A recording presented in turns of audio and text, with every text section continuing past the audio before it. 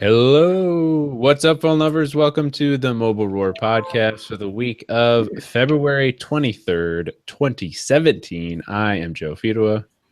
I'm Chris Chavez. And I'm Ashley King. I had like a brief second there where I forgot what our intro was. I don't know if you caught that. It's been a while. Hello, what do we say? Oh, yeah. I thought I'd start this week off with, we got a very nice tweet. This is from @ChrisGunter94. He said, I'm a truck driver and listen to lots of podcasts, but yours is the best tech podcast, hands down. That Chavez kid is hilarious.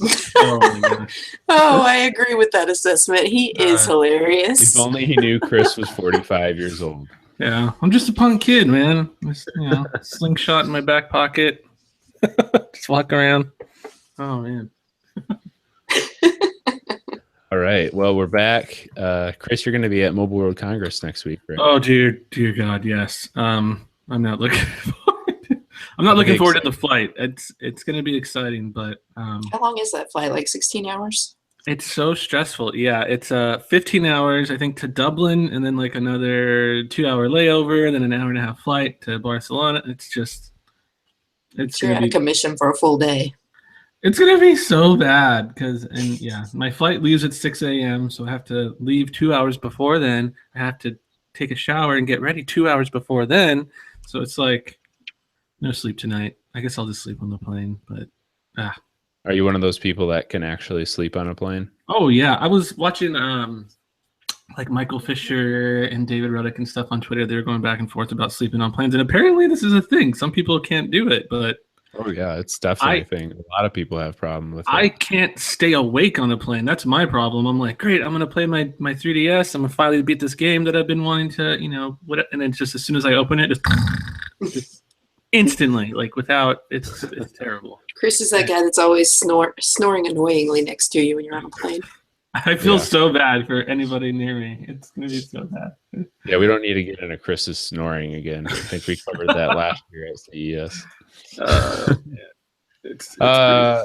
So Chris, tell us about the ZTE Blade V8 Pro smoothie with vegetables. 100% vitamin C and all your daily vegetables. It's this little guy here. This phone is so nice. It's actually super surprising. I really feel like this is the best $250 smartphone you can buy right now on the market. The most best, hands down. And it's frustrating because like I'm trying to. I feel like there's no hype around it. I guess that's sort of the nature of ZTE. They don't really have a big presence in the US, but it's so dang good. There's no way this phone should be less than $300. I feel like it's more like $300, $350. That would make more sense. But it's so super nice for the price. What does it cost? $230. Wow. And that's not bad. They beat Honor 6X by $20, probably just because. $230 on Amazon. You can buy it right now. Camera, amazing, surprisingly. With HDR. There's like a little asterisk there. If you shoot in HDR mode, then it's really good. But it's just so much to love. It's got like this Dolby thing, and when you turn on a little button, it's just like all this sound blasts your eardrums. USB Type-C.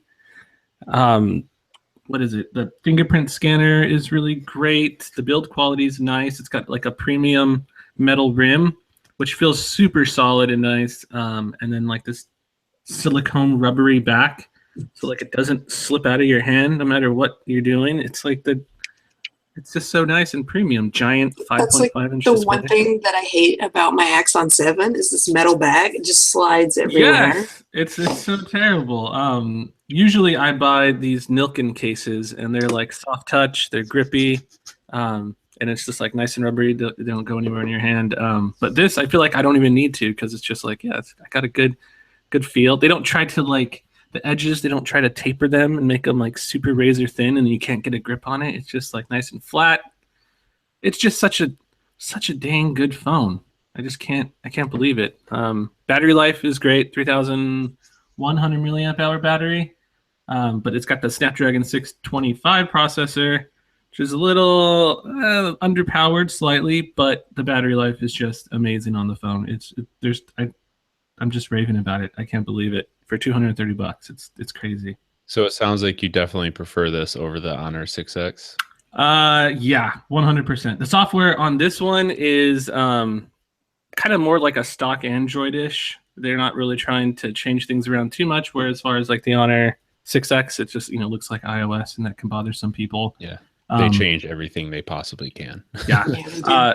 But the Honor 6X, I mean, it's going to be getting Nougat soon, and that changes the UI to make it look a little bit more like stock Android-ish. But it's got like the main things that it has that the Honor 6X doesn't have is it's got NFC, it's got dual band Wi-Fi, which you don't get from the 6X, and then you have USB Type-C, fast charging, Qualcomm Quick Charging 2.0, and then like some cool sound Dolby stuff. It's like it's a package. It's like the whole package. It's so nice. $230, crazy. So you mentioned the Snapdragon 625. I'm interested in the Moto Z Play, which has the same processor. Yeah.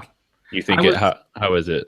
That's one of the reasons why. I mean, I was kind of considering a Z Play 2, and I heard people talking about it, but I was like, I don't think I can do Snap 25. That probably sounds like a pretty big decrease in performance.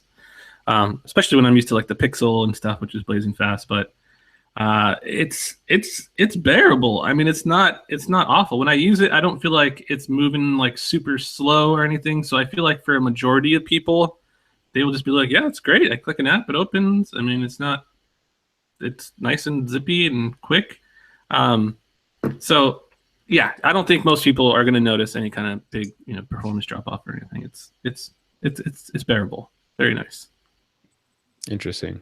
Yeah, and I'm hoping like if I do get the Moto Z Play, that really does have like pretty much stock Android. So I assume that would help the processor a little bit too.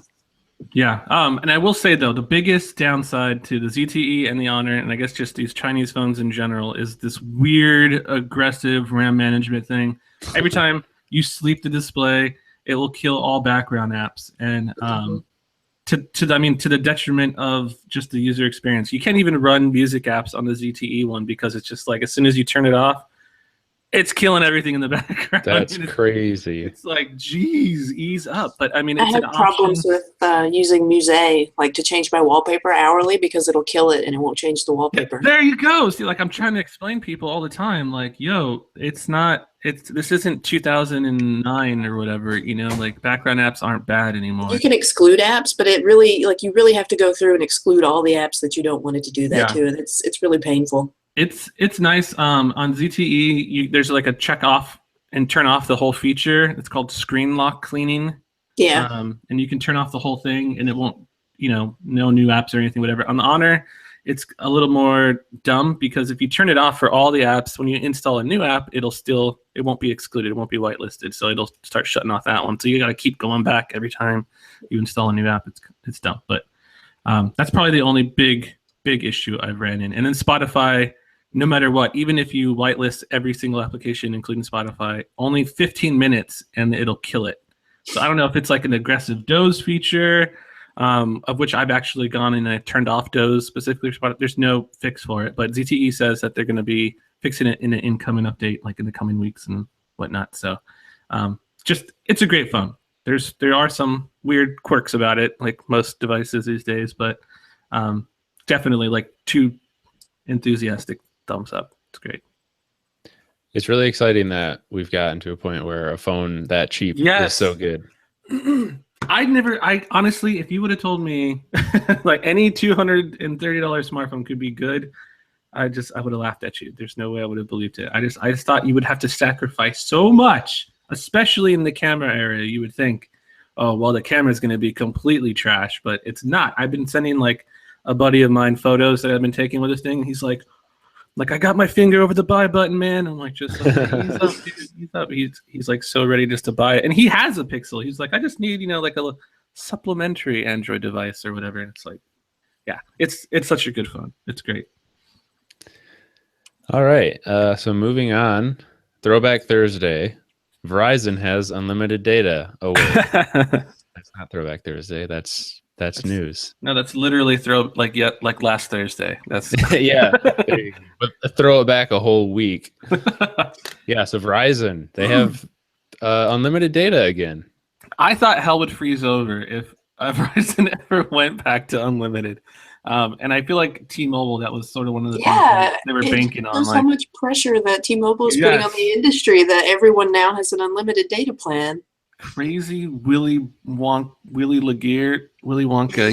He's doing stuff. He's probably driving these other CEO people just completely mad. They probably have a dartboard with his face on it or something. Well, the funny part is like the outgoing Verizon CFO was like, "We'll never have an unlimited data plan," and then he gets kicked to the curb, and then Verizon's like, "Unlimited data." Guess what, guys? We'll give you what you really want. Yeah. But again, there's some fine print in that. I think there's definitely a cap. I'm not sure how high it is, but 22 gigabytes. 22 gigabytes, yeah. And it really only benefits, I guess, more than one line. It's like $100 or $180 for just like one line, and then you add $40 for each additional line or something. I know it's really expensive for one person. It's not really. It's $80 a month, and then if you have a family of 4, you can get unlimited data for $45 a line, which is $180 a month. Yeah, so yeah, again, it's definitely going to benefit if you have a family or something, but individual people, not so much. And then what is the fine print? There's like standard def video, or is that AT&T? Yeah, so with your $80 plan, you get 720p HD streaming video, 10 gigabytes of tethering data, which is it drops to 3G after you go over that 10 gigabytes. Unlimited call and text to Mexico and Canada, 500 megabytes 4G LTE data roaming in Mexico and Canada. So there's definitely a lot of small print. I mean, the 720p streaming video thing is, I just don't get that. Yeah, that's like, just let people stream whatever they want. You already have a 22 gigabyte limit on it. So if they hit it faster, let them hit it faster. Yeah. Doesn't T-Mobile limit theirs to 480 though? So isn't this like Verizon saying, "Oh, well, we give you 720"? They did, and I could have sworn Verizon's was standard def. So I don't know if they initially were standard, and then now they're trying to one up each other. But T-Mobile right after John came out and he's like, "Guess what, guys? Y'all get HD now." And then and now Verizon came back with whatever.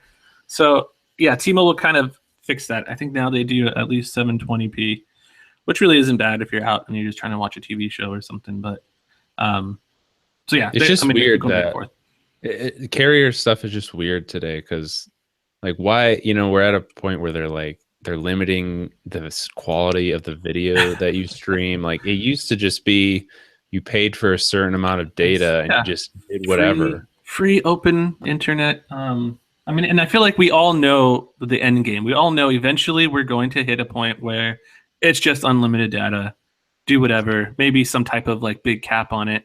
But they're fighting tooth and nail, to put all these little restrictions and all these little things when, we're once the 5G rolls out and all that, they'll probably have unlimited 4G LTE or something like that. It's just give us, just don't put all these restrictions. It's annoying. I can't even imagine a cable company doing that, which I don't think any do, right? They don't put any.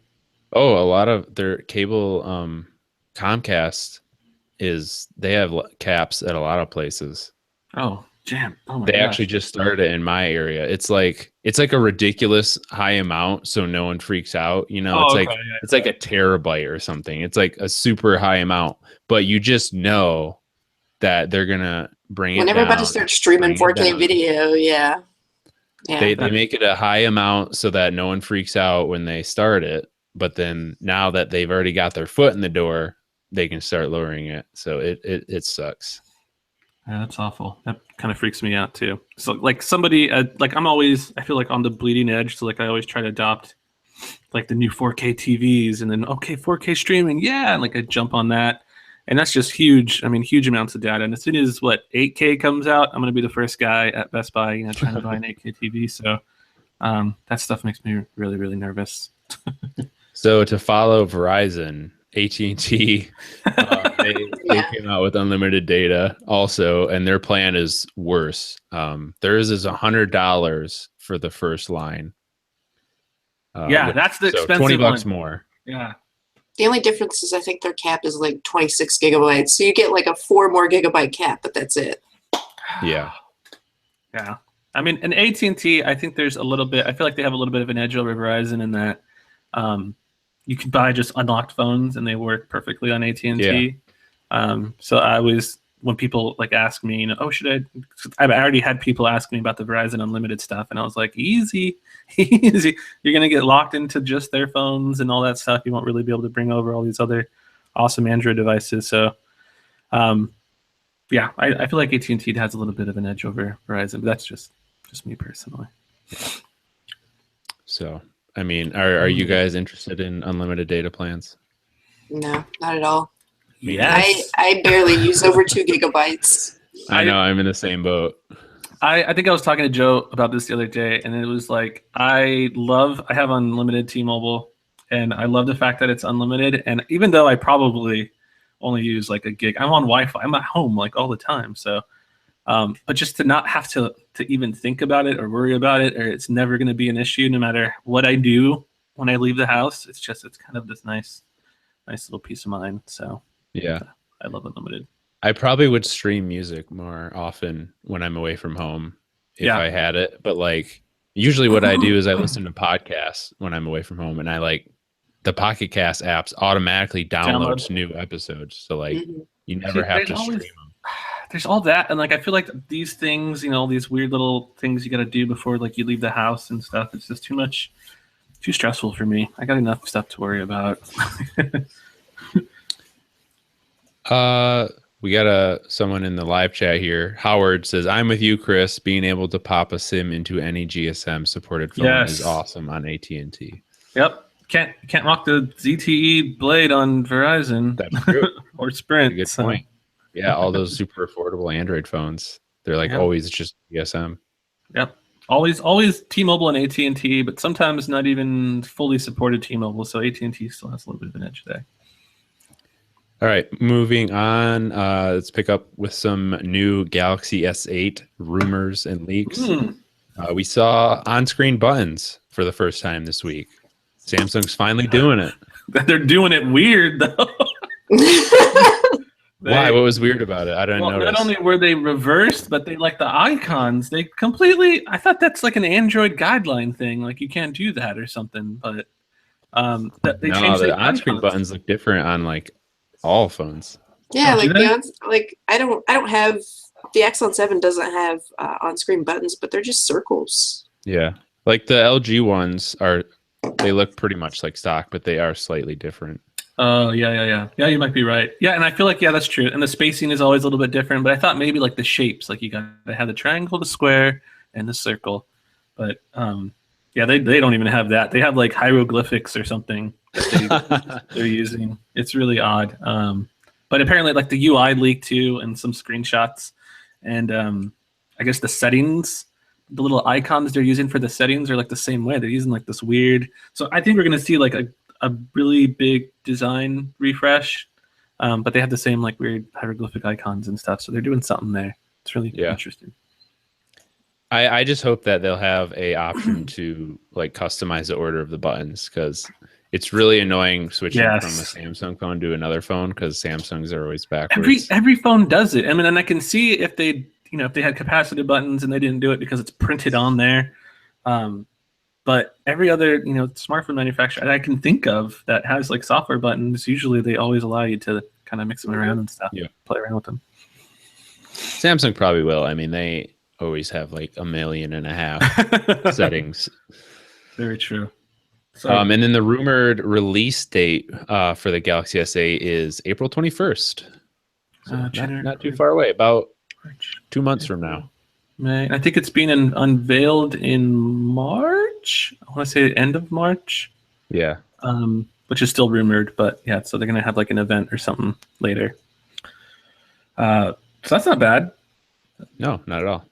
And we had the leak on the giant, like they confirmed the 6.2 inch display. Yeah, 6.2 inch S8 Plus. it sounds enormous. Because like it is enormous. Like I have a 6.4-inch phone here, and I hold it in my hand, and I'm like, geez, how can anybody use this every day? You can't remember the bezel.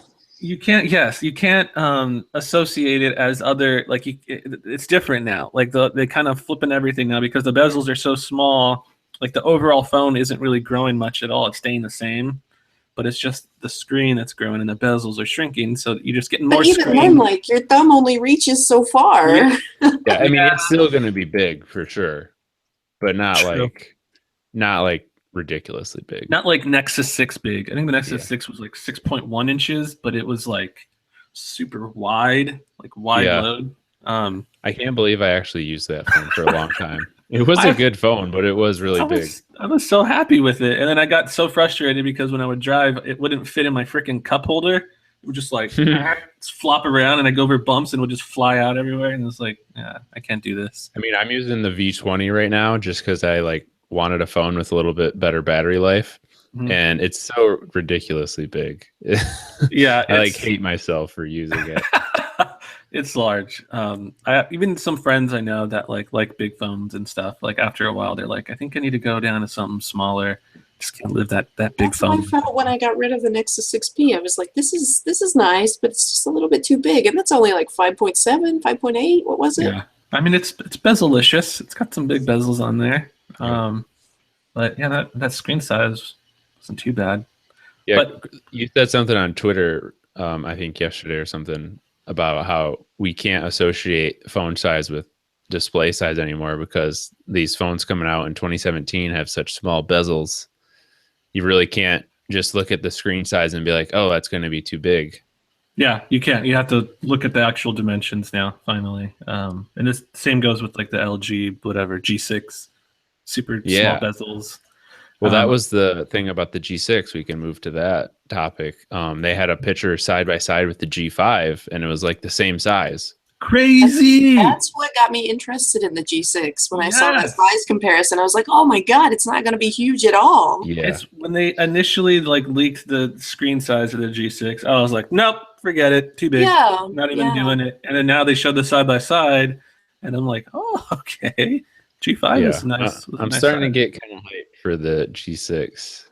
Yeah, me too. I mean, S8 is really good too. They actually look a lot alike. I think it was last week on Twitter for Phandroid, I posted a picture of I think it was the S8, and which phone is this? And you'd be surprised how many people thought it was the G6 or the S Galaxy something. Yeah, it was weird. I mean, they look pretty darn similar, and I mean, I feel like that's kind of how it is with a lot of phones now. They're just all adopting. Well, it's weird, especially like they both have the rounded display corners. Yeah, like it's like, so. Where did that come from? All of a sudden, both. Do you guys remember that Android app called Rounder that was like it gave you those round display corners, but it was just virtual? Like they're literally doing that like 2 weeks ago for my apps of the week, there was a new app that did that called like Cornerfy or something.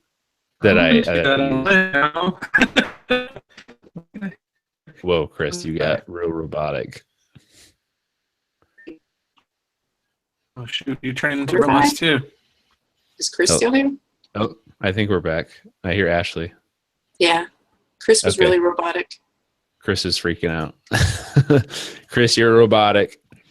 Anyway, so yeah, the G6 is not going to be ridiculously big, which is making me very excited because I have the G5 here also, which I really like the size of. So if it comes out that size, I'm going to be pretty dang excited about it. Same here. I'm more excited about the G6 than I've been for any of LG's phones. Like I had the Optimus G, the G1, the G2, the G3. Yeah. But were you happy with all of them? I was happy with those, but then the G4 came out and I was not happy, so I didn't buy it. I didn't buy the G5. I might buy the G6. I always had random issues with LG, and that's kind of why I'm a little apprehensive. But every year they come out with a new phone that I'm like, man, I kind of want it though. I can't say I've had any issues with the G5, and I've used it in like 3 different occasions now, where I've switched to it, switched away, switched back, switched away. Yeah, the V20 got like brought back my confidence in LG because I did really like the V20 a lot. It was just the size was too big, but So we also have a rumored launch date for the G6, which is March 10th, which is very close because the G6 will be at Mobile World Congress. So kind of hyped. That will be exciting. Yep. There's another thing this week about the G6 that was kind of strange. Did you see this 1-to-1 shooting mode thing? Yeah, what was it? It shoots with both cameras at the same time, or not even that. It's like you hold it just takes a picture in a square. So the top half of the screen is like the viewfinder, and then but it's only the top half. And then when you snap a photo, that photo moves to the bottom half of the screen so that you can like review that photo while you're still looking through the camera in the top half. Yeah, it's one of those. It's real gimmicky, like LG. really gimmicky. I don't know who's going to use it, but it's just weird. Yeah, they're really reaching for some kind of new feature of like, because I guess the screen is like a 18:9 aspect ratio, so they're trying to like justify that a little bit. Like, well, we got this shooting mode that takes advantage of this weird long display. Like, yeah. I mean, like Samsung phones always have these weird gimmicky things in the camera too, where you can like take a photo that uses both cameras and it's like a photo of you in the corner. Kind of cool. They are cool, but how many people are legitimately using that? Nobody like even knows they exist. And exactly. I've showed people on their phone and they're like, whoa, I didn't even know that was in there. And no one's going to know this 1-to-1 thing exists. And you're shooting a square photo. That's the thing. It's kind of silly because you're shooting like, and they're like, it's perfect for Instagram. And it's like, bro, Instagram updated a long time ago. You can do 4x3. It's just. I mean, I actually might use it just because I like, whenever I share a picture to photo or like to Twitter, I usually always crop it to a square just because it shows up better. But I don't know. So it's made for you. Yeah, it's just thanks, LG. So speaking of the V20 a little bit ago, we're already getting V30 leaks. Well, not leaks, rumors. But apparently it will have the Snapdragon 835 and 6 GB of RAM. But you know, we talked about before how the G6 is not going to have the 835. So, I mean, it's sort of sounding like, it's sort of sounding like the V whatever is like their new premium flagship. It's like their Note line without a stylus. They just have a second screen. Yeah, like with Samsung was the same thing with the Note. The Note got all the awesome, super cool features, and then like the Galaxy got, you know, some cool stuff. It's weird. Yeah, which, like, I mean, we've already talked about it a couple of times already. The V20 is huge, so I have no intention of using a V30 unless they make it considerably smaller. Yeah, it's going to be 30 inches this year. I think they said 30. And the second screen thing, just stop. Like HTC tried it. HTC tried it now with the U Ultra, and like the weirdest thing ever. Why would HTC do the same thing? No, it's not useful. It's like just stop. Stop trying to make it a thing. I literally just turn it off on the V20. What? I mean, I still had it on there. No. It was so high that I could never reach it. And that's what I always thought when I looked at the phone. I was like, well, what if the second screen was at the bottom instead of the top? I mean, Samsung had a phone like that back in the day, but it was like really separated by this plastic piece, and it makes more sense at the bottom. Because the only thing that's actually useful is if you use the recent apps function for it. But then it just like bugs me because you're opening apps and it's like constantly apps in the top of your screen moving around and flying around on the screen. It's like those ads that pop up with like blinking. You're the millionth visitor. Because when you open an app, the icon moves to the front of the list, and it's just like it's always there. How is that? Hey, all the times you complain about minuscule things, this is my turn. That's true. But I mean, it's weird. It's funny because I mean, I think if LG would have branded it a little differently, maybe if they would have made it the entire top and they called it the Touch Bar, dude, Apple. Branding is not the problem. Boom, instant hit. And then just put all emojis. They should just put like an all emoji bar or like a little thing. That'd be perfect. It'd be great. We don't need like someone I did a Q&A video earlier this week, and someone was like, what's up with phone design all being boring nowadays? And I'm just like, it's because we don't need all that extra stuff, and so it just gets boiled down to like the simplest form. All we need is one display.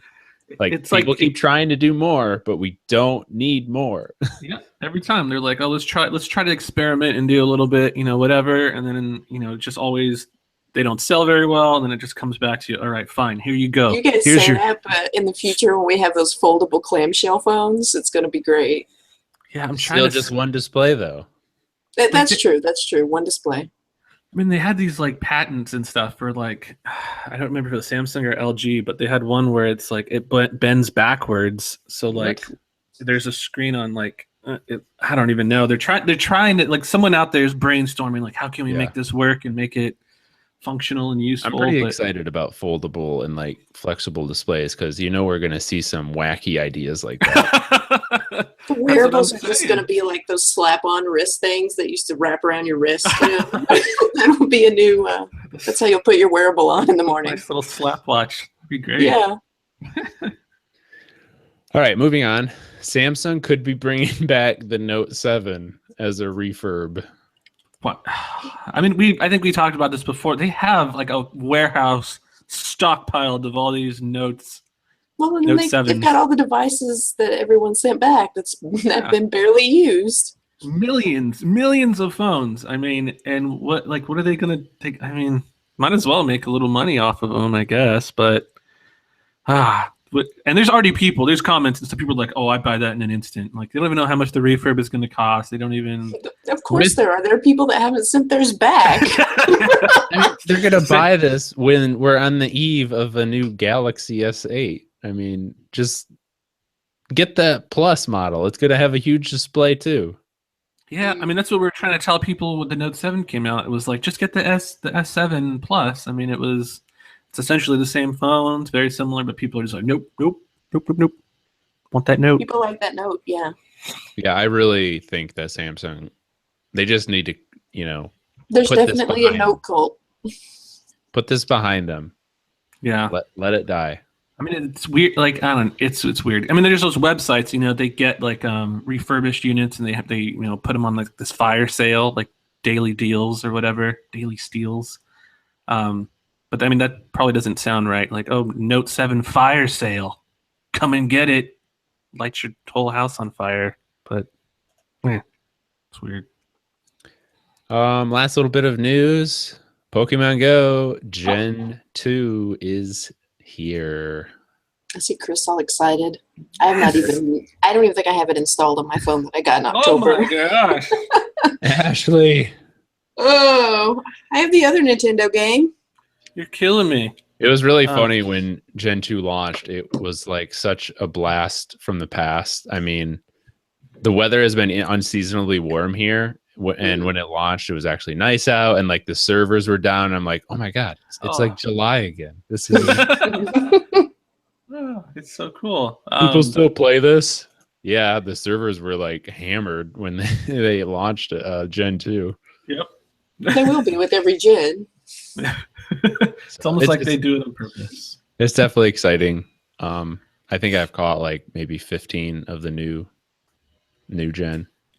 It's weird because I mean, I know, like, I feel like the only one I really ever played was like Red and Blue and all those. So I mean, I knew all the original Pokemon, but all these new ones, I'm like, who the heck is that guy? Like, they look like these Looney Tune reject Disney characters. Yeah, it's actually like really fun seeing, because like I never even played the games, but I had a rough working knowledge of Gen 1 also, and so with this, it's like really am discovering things for the first time. Shekel. You got Shekel looks like a. I know.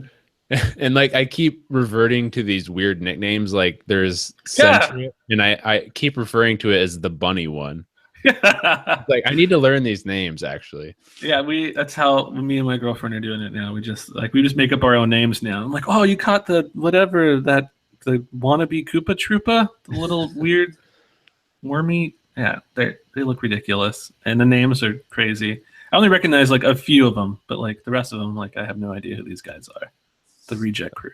People do still play this game, commenters. People. Yep. Do still play this game. I went down to the Pike, Long Beach Pike, and it's like a huge Pokemon, Go area, and it was kind of dying for a while. And then I stopped playing for like 3 weeks, whatever. But going back after Gen 2, filled up with people. Everyone's going nuts again. But everybody, nobody knows the names. Like you hear people screaming out stuff. They're like, "Oh, it's the weird blue alligator dude." Like nobody knows. It's exciting. But it's funny. Like there's this weird. The game was so popular that I think there are a lot of people that just hate it because it was popular, and so every time we write about Pokemon Go, there's like people that just go to the posts to complain and like say people still play this game. Who cares? Like this isn't Android related. Or the classic. This is an Android site. Stop writing about Pokemon Go. Right. Someone actually tried to tell us that it's not Android related. Like this is an Android game. What are you talking about? If you don't play the game, you don't have to read about it. Yeah, just skip it, man. If someone wrote about like Candy Crush, I'm not going to click that article and be like, this game sucks. I'm just going to keep going on. Like literally, I should just start trolling our own website now. And every time we have an article about any other game, just be like, people still play this? Not Android related. All right, so let's move on to wins and fails of the week. I kind of already talked about my win. It's just that the G6 isn't too big. I don't like big phones. Like I mentioned, G5 is a really nice size phone, which is why I started using it again a couple of months ago. And so a phone this size, very excited about. My fail is going to be Pokemon Go. So it got the Gen 2 Pokemon, but the thing that still sucks about it is gym battling. I think it's just like has never been that good because what happened immediately when Gen 2 came out is now we see Blissey in like every single gym. Yeah. Yeah. It's like gym battling is just never going to be fun. I don't know. It's always going to be a certain amount of Pokemon that are really good. You're going to see them in every gym. And it's just a pain in the butt to sit there and battle the gym down. I don't even care about gyms. Like I never spend time on it. You need them for the coins though, and I don't even care, man. Bag upgrades. Like when I approach a gym, it's just like, okay, do I want to devote like 15 minutes to sit here and just tap the screen repeatedly? Yeah. The answer is no. I wish there was. I wish there was a little more technique involved, like a little more. I don't know. Just it's pretty boring. I feel like they need to spice it up a little bit somehow. But for sure, sad. Has Trump ever tweeted about Pokemon Go? No, I don't think so. Chris, what's your wins and fails? My win is going to be the Moto Z. Remember that phone, you guys? You guys remember it? Moto Z. Yeah. I traded my OnePlus 3T for the Moto Z, and I couldn't be happier. This is now my new default, like daily driver, everything. Look how thin that is. That's just a regular Moto Z. It's like paper. So when are you going to go out and buy yourself some Moto mods? It came with the guy I traded it for. It came with the speaker, which is fantastic. Usually when I'm on the toilet, there's a lot of noises in there. The fan's going. It's very noisy. It's hard to hear YouTube videos or whatever. But with that little speaker, I just snap on that speaker and it's like bassy. It's loud. It's fantastic. I love it. And then I even use it as like my default speaker now when I take a shower. It's great. And then I had the projector, which is also awesome. And in my bathroom, I can literally just shoot the projector through the mirror onto the back wall. And as I'm brushing my teeth, doing my hair and everything, I can watch stuff. It's like the funnest, freshest thing to happen to Android, I feel like, in the longest time, or just smartphones in general. I feel like it's really underrated, and people just kind of dismissed it as like, oh, it's kind of gimmicky and whatever. But these Moto mods are actually awesome, and it's just. Well, for one thing, like Lenovo is taking some time to dedicate and actually get developers on board with making third-party mods, and that's something LG definitely didn't do. Yeah, Like it's such. I mean, we've talked about it before, like Joe and stuff, and how like the way Moto's doing it, or Lenovo or whatever, with the little pins in the back and the magnetic little just attach. It's so much of a better idea than what LG was trying to do with the G5 and removing the bottom and all that. Like this is so easy, and it's so fun. And I bought like the Incipio battery pack for it, which is like pretty darn thin. That you just snap onto the back, and it's gives you like an extra full day of battery life. It's absolutely crazy. I just tell everybody about this phone, and it's like if you're on Verizon, definitely get it. It's the best phone on Verizon. Headphone jack, man. I can't get over that. That's the other reason why I want the Play over the regular one. I'm hoping one of these someone's gonna make a battery pack that you attach to the back, and it has a headphone jack, and it seems so doable and easy.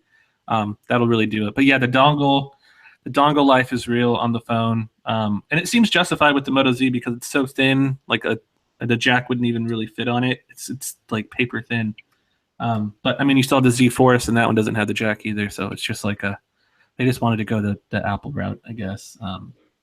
Really kind of annoying. But other than that, the phone's fantastic. The screen response time is awesome when you drag around. It like just follows your finger, which I hated about the OnePlus 3T. Speed is great. Fingerprint sensor is nice and fast. You didn't even mention the best thing about the mods, though. What? They're going to be supported for 3 years. That was the other thing. Yes, 3 years. So that means these mods you're investing in now aren't going to die off with this phone when you get the new version comes out. That's crazy. And I'm still a little bit weary. Like I don't know, leery on that because LG said the same thing with the G5. I want to go back in the podcast when we were talking about the G5, and I'm pretty sure I was like, this is a 1 year thing. Yeah, I think we all said that. It was so predictable. Like, I don't believe this guy. He's like, I believe Motorola though, because like you said, they actually are putting effort into it, and like they're Indiegogos of people making mods, and there's interest in it. It's cool because it's fun, it's functional, it's easy, and it's like as like a technology tech nerd, like I just love little gadgets and all these stupid things I'm always buying. It's so much fun. Like you have a phone and you just snap it on there and shoot stuff on the wall. It's great. It's fantastic. That's my win. My fail for the week. I don't think I necessarily have one. Well, I have an update on Donald Trump and Pokemon Go. Oh, he has actually said something. Oh, snap! And it's the most Trump-sounding response. Someone asked him about it, and he said, "I don't, but people are playing it. No question about it. I do not. I wish I had time." So there you go. Dude, he's always at the golf course, and those are hot spots for Pokemon. It doesn't run on that Galaxy S3 though. Oh, that's true. Oh man. Oh. All right, so Chris doesn't have a fail. Ashley, what do you got? My win was the LG G6. Like I said, I've had LG phones for quite a while, and I got off the train, but I'm interested in the G6 again. So that's my win. My fail is my Fitbit gave me a rash. Uh-oh. I tweeted the company. You probably can't see it anymore, but I put it on one morning after a shower, and that night when I took it off, my whole arm underneath it was just red. And how long have you been like wearing that before that I've happened? had it for like a year and a half now. It's been quite a while. Yeah, that is really weird. Like I've heard of this happening to people, but it's usually not like. See, like you probably like. You can see it a little bit. Yeah, it was like this whole. I just had a red ring on my wrist where it was. Did they ever say anything back to you? Yeah, they sent me a link to their guidelines for what you do if you have a skin irritation with their product, and asked me to contact them, which they'll probably just want to send me a replacement. But it just seems weird to me that it happened. I've had this for a year and a half now, and it just now happened. Yeah, that is really weird. I'm curious, like, what do they recommend that you do when you get a rash? To not wear it on that wrist for a while and let it heal. It? Yeah. Put it on your ankle. Like, don't wear it. They're like, don't wear it too tight, which same notch I've always worn it on. Gotta let it breathe. Strap it on your ankle. Just, Yeah, like if you get a rash, don't wear it for a while. That's weird. Is it a silicone band or is it Yes, like a it is. TPU? And that's the annoying thing. It's Charge HR. I don't know about the new Charge HR 2 that they have, but the first one, the actual tracker was built into the silicone band, so you couldn't take it off. Oh, that's Yeah. terrible idea. Yeah. And they've had problems with their bands in the past. So I don't know what the heck they're doing The with their Fitbit Flex silicon. or Force, I don't know which one it was, but it got recalled for irritating people's Figure it out, dudes. Oh, and that happened with, what was it? McDonald's. They had some kids wearable or something that was like they had to recall as well because it was giving kids rashes too. Yeah. What is in these straps, man? What are they It makes putting you in there? wonder, doesn't it? Like you wear it for one day and your arm is red. That's really weird. Not to get too far off topic, but I know you're a big McDonald's fan, Chris, and you just mentioned it. Have you had the new Big Mac sizes? Yes, definitely. What's your review? I love the big one. I couldn't really. It was pushing the constraints of my stomach. I couldn't. I don't know. I was extremely full after eating it, so now I just go back to the regular Big Mac. And I like the little Mac Junior. How does the Grand Mac compare to a Whopper? Ooh, I think it gives it a run for the money, but there's just a lot. In terms of size, which one's bigger? Definitely the Grand Mac. You get more meats. The meats are thicker. I think it's like the quarter pounder burgers that they use for those. The same one as the quarter pounder, but it's like a double quarter pounder with the extra bread in the middle and then all the big, wonderful Big Mac sauce. Making me hungry. Oh. But yeah, it's a lot of food for sure. All right. Back on topic here. App picks. My app pick is like super simple, and most people probably don't care about this, but it's called Daylight, and literally all it does is it tells you how much more daylight you have today compared to yesterday. No, I would love that. What are you talking about? Like, why? Okay. Just because it's interesting. Like, so, okay, it's way too bright for you to see it. Maybe you can see it now. Yeah, that's all it is. That's the UI. It just shows where the sun is in the sky. Okay. And then underneath it'll say a different thing every day. So today it says, smile. Today has 3 more minutes of daylight than yesterday.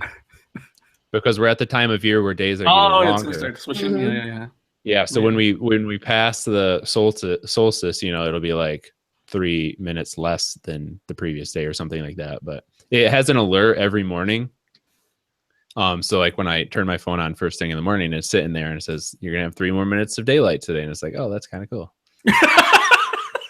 Smile. Start your day off with some positivity. Yeah. I can just see Joe like smiling, rolling him back over, going back to sleep. It seems to be 3 minutes every day. I guess that's just how it works. But like, as long as I've had it, it's been 3 minutes every day. I guess that's. Have you been smiling every day? That's the question. I mean, it doesn't say that every day. Well, it won't start decreasing until like June 21st when the summer solstice comes. So that will be really interesting at that point in time. I wonder if it'll say like today is the longest day of the year or something. Yeah. You look so beautiful today, Joe. It's really cool. Like it's really well designed app. For as simple as it is, like the color of the app changes throughout the day. So when the sun is set, it's like blue. It's really weird to have like such a finely designed app that just like does one little simple thing. But if you're interested in that, go for it. It's pretty neat. Yeah. Neat. Chris, do you have an app pick or should we skip you? No, I do have one. What is it called? Shoot. I just installed it. If I can't find it, maybe we'll skip and go to Ashley. Ashley, you can go. All right. Mine is called Search for Reddit.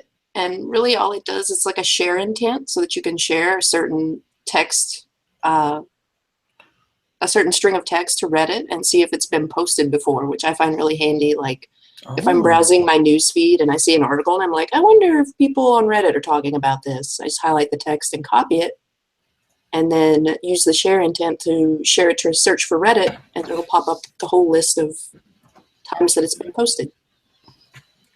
Nice. For all the Redditors, super hardcore Redditors out there. I do have my app. I found it. Mine is really cool. It's called Screenshot Crop and Share. So on some phones, I think it was the Honor 6X, maybe the Blade, when you do the screenshot function, it'll show you your screenshot, and it has little options to like crop or move stuff Yeah, the around. Axon 7 has that. I freaking love it. I thought it was like the coolest feature, and then trying to move to like, you know, a boring stock Android device. Just take the screenshot. You can't edit it immediately. Yep. And then even if you, and if, I don't know why Android does this, but even if you tap on the screenshot to view it, it just lets you view it, and then you can't edit it. You got to Oh my God. Yes. Yeah. That is the most annoying thing. And I'm like, why did they do this? I'm going to take a screenshot. Best feature right there. This little bar pops up, and then like if it went away because I didn't edit fast enough. Hang on. If you click on that, like you could start drawing on it. Yeah, so you can like crop it immediately.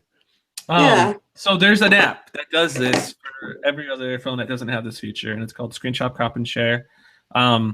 It uses like it has to like listen to your notifications so that it sees that when you have the screenshot notification, and it's like, oh, we got you, bro. Pulls up the screenshot, and you have all the little options to tailor it and move it around and do whatever. That's awesome. Freaking great. Installing right now. This is amazing.